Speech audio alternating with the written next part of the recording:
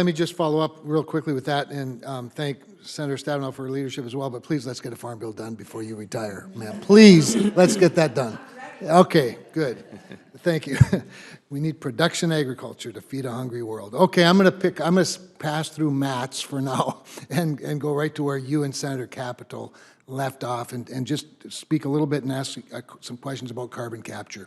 First of all, the pipeline you're referring to from Iowa to North Dakota is designed to ultimately take CO2 captured from ethanol plants from the Corn Belt and take it to North Dakota's geology, which is suitable for carbon capture and storage, and even better yet, enhanced oil recovery. And who wouldn't want more of that?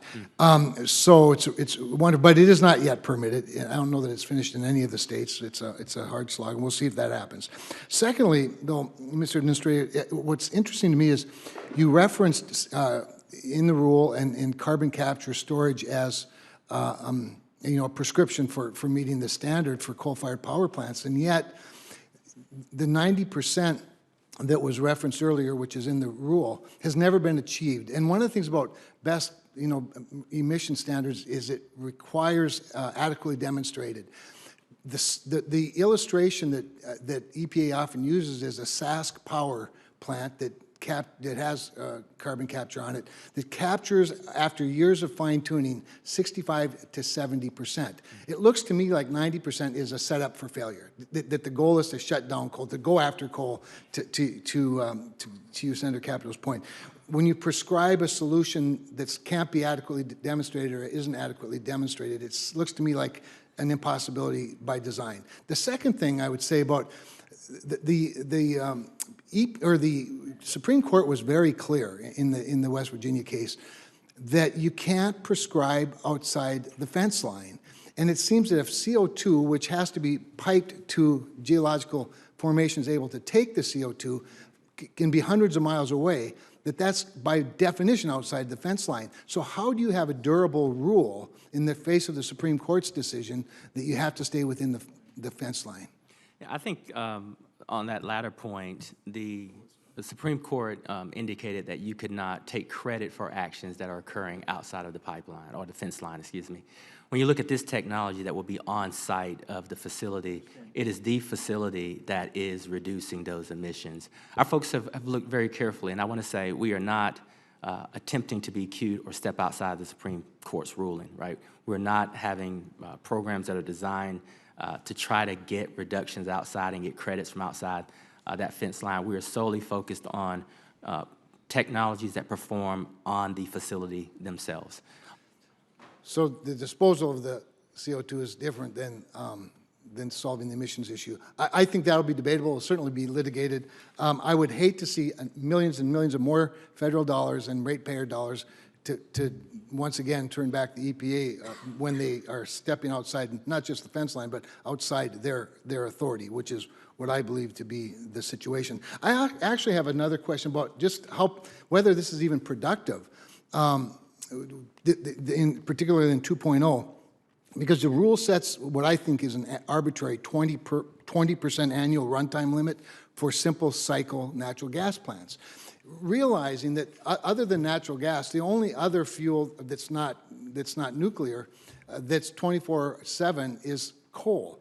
And so the only way to back up unreliable intermittent energy sources like wind or solar is to have these simple cycle natural gas combustion turbines.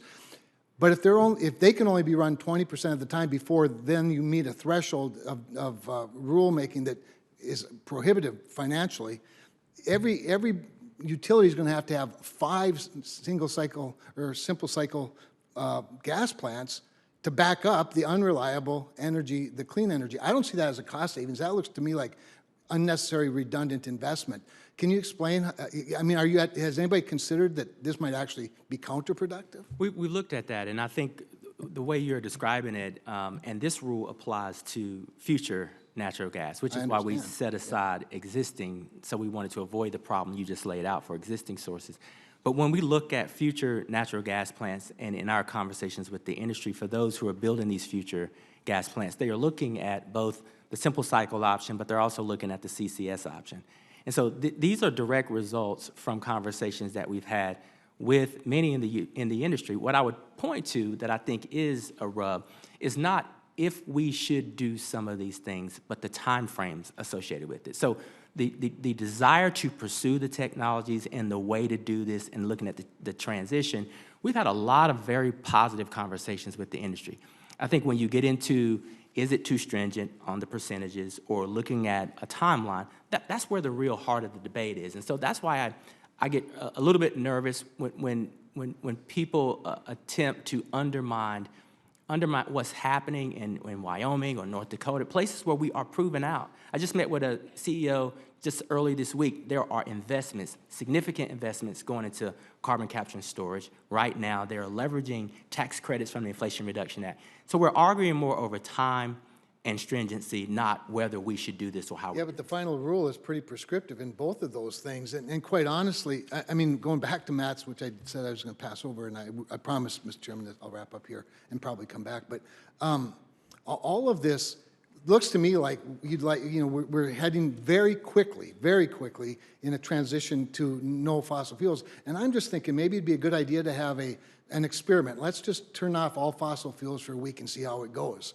Because I have a feeling that while you and I are long gone after all of this stuff kicks in, that's the reality some people are going to have to deal with. And I just, economically, competitively, it damn sure isn't going to make us more competitive in the global marketplace. We need to be more realistic. We'll get to another round in a little bit. All right. Thank you.